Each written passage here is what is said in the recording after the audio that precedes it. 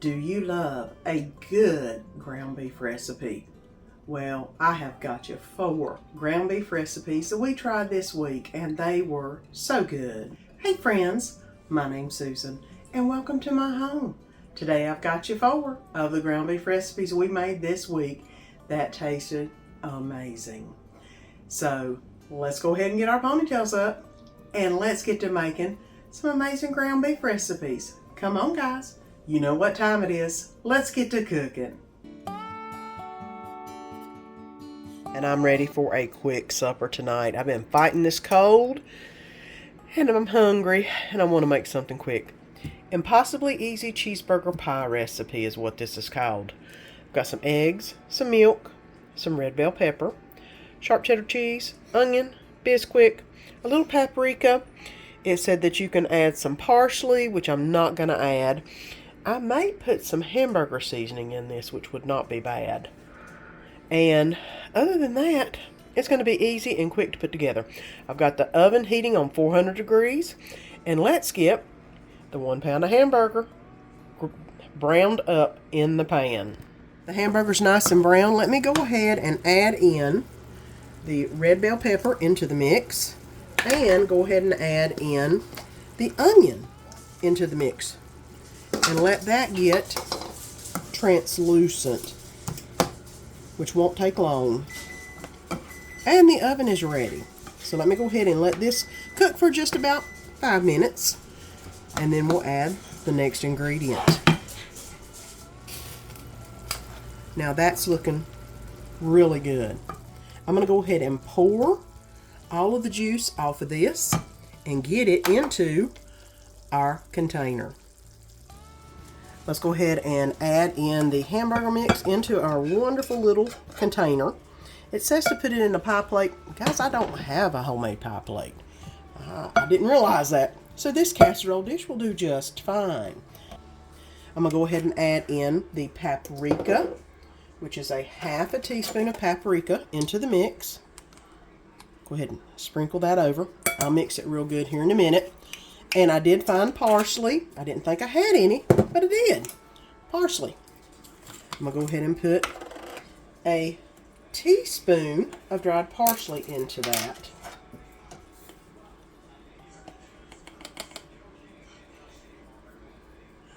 There we go. And I've been thinking about what other spices I could put in there. I do have some hamburger spices. I also have some steak seasoning, which I think might be really good. So I'm going to go ahead and put that in there also, just to give it a little extra something something. All right. I'm going to go ahead and mix this up real good. Now, it's time for some cheese. I'm going to put on about 1 cup of cheddar cheese. I just happen to have the finely shredded sharp cheddar, and I'm just guesstimating as to how much 1 cup would be. I figure enough to cover this would be plenty good, because y'all know we love cheese, so that's not going to be a problem. All right. And I'm going to go ahead and mix up the topping. I've got a ½ cup of Bisquick mix going in. 3/4 cup of milk is going in next. That looks about right. And 2 eggs are lining this out of what's going to be as the topping ingredient. There we go. I'm going to go ahead and stir this up real good till the eggs disperse. I could have done the eggs in a separate container and then put them in here. I'm trying not to dirty up that many containers. I do want to try to get as many lumps out of this as possible.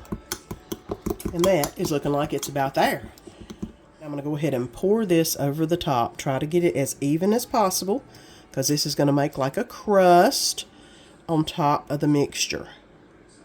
I think I did pretty good. I got it pretty much. I'm sure that it's going to do all kinds of baking up and doing things. This is now going to go in the 400 degree oven for 30 minutes. It shouldn't take that long. So let's get it going in the oven, and I'll bring you back when I bring it out.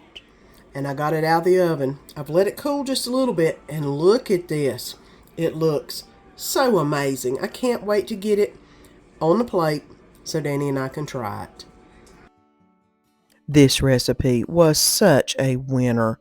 It was so good. Your family is going to absolutely love it. You've got to make this one. It's too simple not to.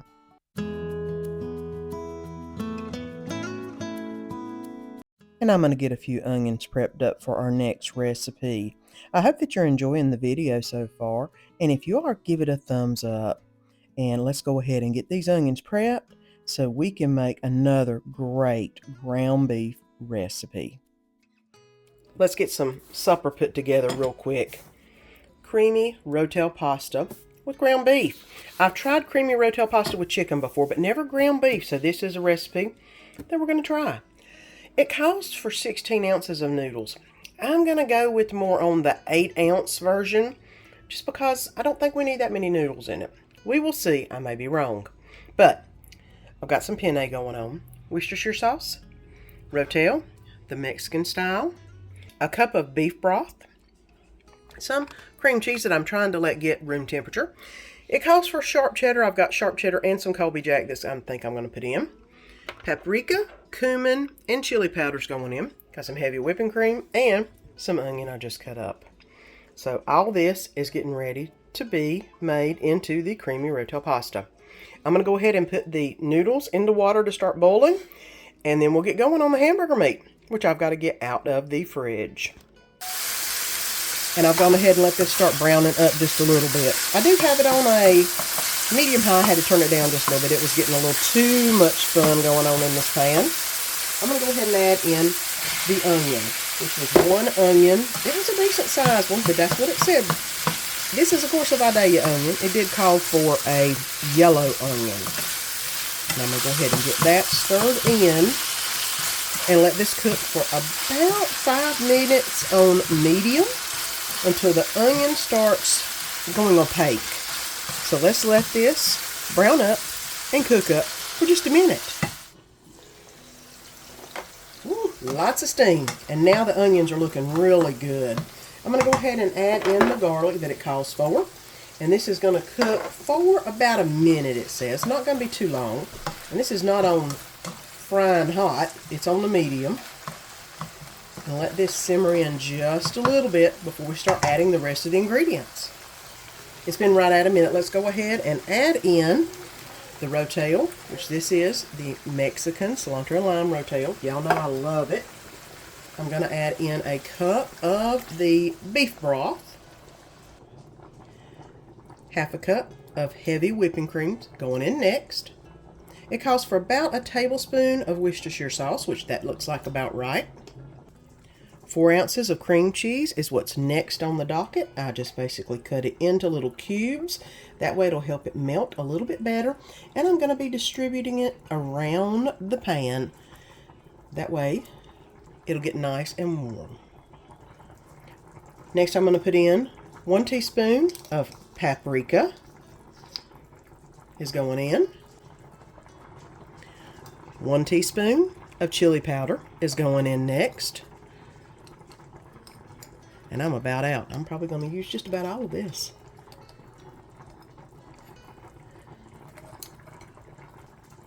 Half teaspoon of cumin is going in now. And this happens to be a half teaspoon. I've been doing 2 of them for the ones that needed a teaspoon. I'm going to put in a little bit of pepper and a little bit of salt into the mix.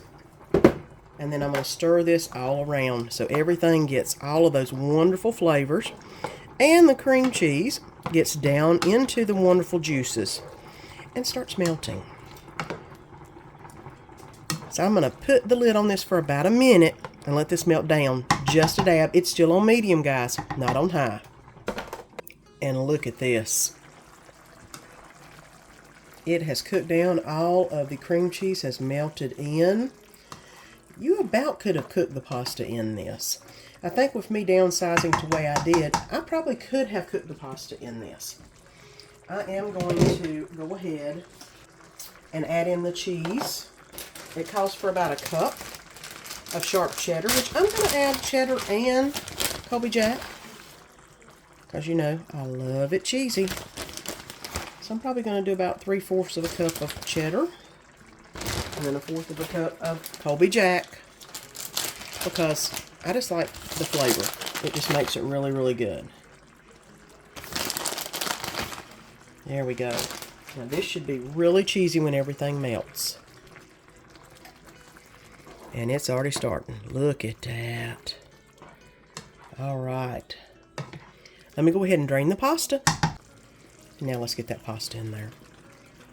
Like I said, I think you probably could have cooked the pasta in there. It had enough juice. But I tell you what, I like a lot of sauce with my noodles. And I think if I'd have put 16 ounces of noodles, it'd been a little much. This looks just about absolutely perfect. Look at all this. Well, it's about time to get all this mixed together and get this on a plate so we can try this creamy Rotel ground beef pasta. Looks good, smells good. I think it's time to eat. Another great hamburger recipe that your family will love. I've made the chicken version before, but this one was just as good. Hearty and tummy filling. It was so good. And let's get the ingredients out for our next recipe. I'm going to be making some taco stuffed bell peppers. So I've got an assortment of bell peppers, and I've gone ahead and gotten all the seeds and the stems out of the bell peppers, and I cut them long ways. So I'm making bell pepper boats more than the stand-up version of bell peppers. And now we've got just about everything ready to go for tonight's recipe. I'm going to be making some beef taco stuffed peppers. You see me cut up the peppers. I've got them all on halvesies. That way I can maybe fit them all in that dish over here. We will see what I will get fit in there. But let's go ahead and start browning up the hamburger meat in the pan. Now I've got this hamburger meat sauteing. Looks really good. I'm going to go ahead and add in the onion. This is a small onion that's minced up. And I'm going to go ahead and let this saute a little bit while I'm waiting for our water to boil. What's going to happen is we are going to put those pepper boats into some boiling water to let them cook just a little bit so they're a little bit softer. If you've ever had stuffed peppers and the peppers are really hard or solid, then that means that whoever made them didn't cook them a little bit beforehand. You could probably put them in the oven for a minute, or I'm going to try what this recipe says to do. Put them in a little bit of boiling water and get them a little bit softer. So let's go ahead and let this saute for a minute, and then I'll bring you back. So we have got the hamburger going full blast right now. I'm going to go ahead and turn this down just a little bit and move you to where you're not right in the steam path. Look at that. Lord help. Let's go ahead and add in the Rotel. I've got 1 can of Rotel going in. I've got 1 can of Mexican corn going in. I've got some taco seasoning going in. Good little bit. Some black beans are going in. I was debating on black beans or pinto beans. Danny doesn't like black beans as good, but you know what? It's Mexican. We're going to try it. And a cupful of minute rice. This is the quick, easy rice. So I'm going to go ahead and put that in. And I'm going to let this stir around just a little bit. I did empty the juices out of the black beans and rinse them off a little bit. I did not strain the Rotel. And I'm going to get this all mixed together so we have plenty of filling for the rice. I'm going to go ahead and let this simmer for just a little bit so it'll produce juices and the rice will start cooking. I've got it on a medium right now. I'm going to put on the lid and we'll see where this ends up here in just a few minutes. I think It probably needs to cook about 5 minutes just to let everything get some good juices going on. So let me bring you back. I've got to put the peppers in the water, so hold on. And while those are simmering, I'm going to go ahead and add the peppers in just some boiling water. It just started to boil to help soften the peppers up. And of course, I'm putting the green ones in first because they are going to be probably the hardest ones to boil. The rest of them are a little bit softer. They're not going to be as bad. But I don't want to mush you. I want to be able to fill them up and them not go completely limp. So these are in the water for just a little bit to let them get a little bit softer. And then we'll put them on a 9x13. And I've did a slow boil on this for about 5 minutes. Not long, because I don't need it falling apart, but I do need it to where it will get a little bit more tender. Once I put all of the goodies inside, I'm going to go ahead and take everything out of the pot and put it in our 9x13 dish. So let's go ahead and get these peppers stuffed. I'm just going to basically use my ladle and ladle what I can into each pepper. That way they each are going to look really good. Hopefully not be too awful messy in the process. But that way we get a whole bunch of this goodness in this pan in each of these peppers. And for the bigger ones that can take it, I'm going to stuff them. You know, I want to use all this up so we can have, you know, a separate meal from Danny and I. Because when there's only two, you make plenty and then you have 2 meals. That's just what happens. Kids are out of the house. You learn how to be a family of 2 for a little bit. I'm going to go ahead and get all these stuffed. And then I'll show you what I do next. Let's go ahead and sprinkle this with cheese. I am using the Mexican blend cheese.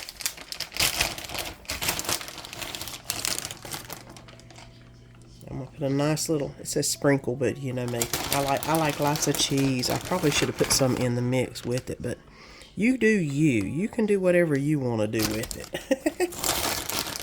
Let's get all these finished up.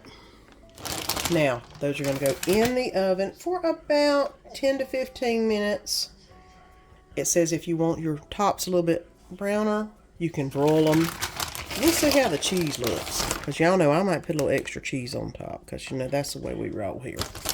But I've got the cheese out. I'm leaving it out until we get done with this. So I'll know if I want more on. Let's get it into a 350 oven for 10 to 15 minutes. And look at that. That's what they look like when they came out. I didn't put them on broil or anything to brown the cheese. Y'all know we like a good cheese pull. And we don't care if it's not nice and brown and crunchy. But, hey, that looks pretty good. I'm going to get a few on a plate and give them to Mr. Danny. Let's go ahead and get these things spiced up just a little bit. I'm going to put a little bit of green on each one. I'm going to put a little bit of red, which is, of course, Cholula, on each one. And something I didn't put in the meat, which I probably could have, which you can, a little bit of taco sauce, because this is taco stuffed bell peppers.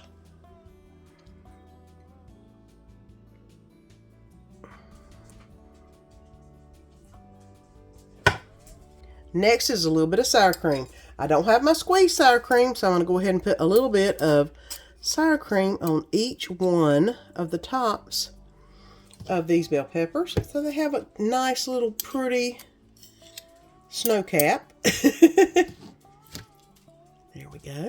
Oop, there went some extra going around. There we go. All right. There. These had a great flavor. You can cook the peppers as long as you want to get them as soft as you want, but I like mine just like this. So good.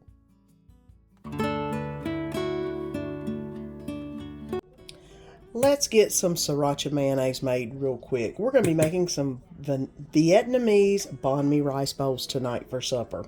And it does call for some sriracha mayonnaise. I need about 1/4 cup of mayonnaise, which I'm going to just kind of eyeball it here. And to that 1/4 cup of mayonnaise, we're going to go ahead and add in a teaspoon of sriracha. I'm going to hold that back because we're going to be adding that again here in a minute. And I'm just going to mix this up until it turns a nice, beautiful color of tan, reddish, whatever you call that. Now, that can be set aside. We do need to go ahead and make the sauce before we start the actual banh mi meat. Now let's go ahead and start the sauce that's going to go on this wonderful meat. It calls for 1/4 cup of liquid aminos, which is going in first. About a tablespoon of honey is going in. If I can get this honey to come out. That looks about right. Another teaspoon of sriracha is going into this mix. About a teaspoon of ginger. Whoop, I overshot that a little bit, but that's okay. And 1 tablespoon of arrowroot to thicken it up. I'm going to go ahead and give this a good stir. That honey is not going to meld in probably like I would have liked, but that's okay. I'm not going to heat it up, which would help it blend a little bit better, but hopefully it'll loosen up while I'm sitting here stirring it. And it seems like it has. And this is what we're going to be putting into the meat once we get it done. I do have some rice in the Instant Pot right now, already going. So let's get started on the meat. I have got this pan on right now about a medium high. It's pretty hot because it needs to melt this coconut oil, which I've got about a tablespoon of coconut oil going in. Now that coconut oil is nice and melted, I'm going to go ahead and put in the hamburger meat. 1 pound of ground hamburger meat is going in, and we're going to let that cook up just a little bit.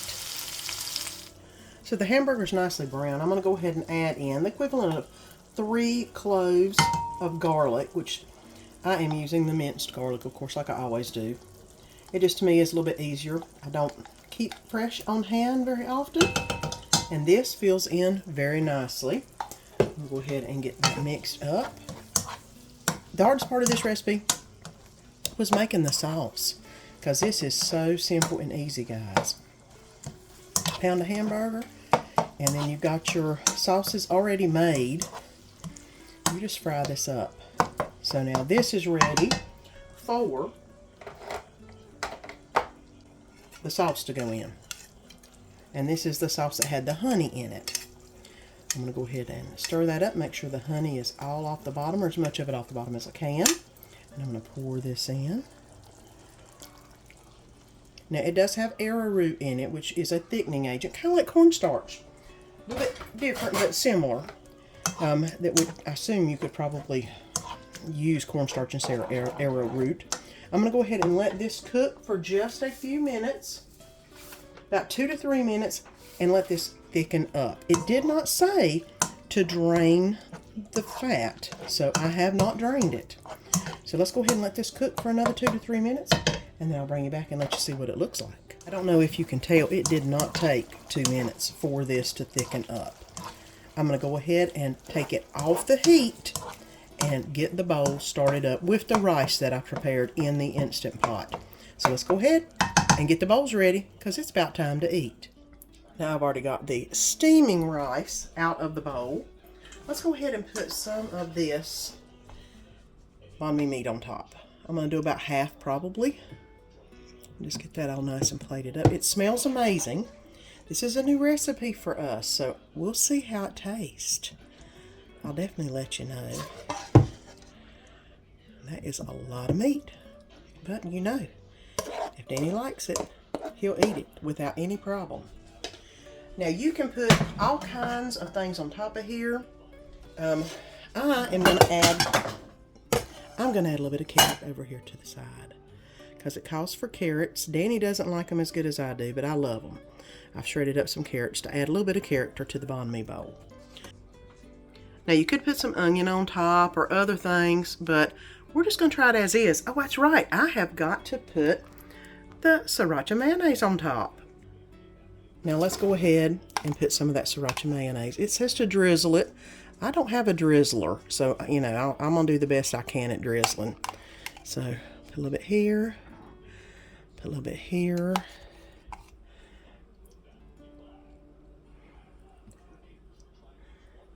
And just let it ease in.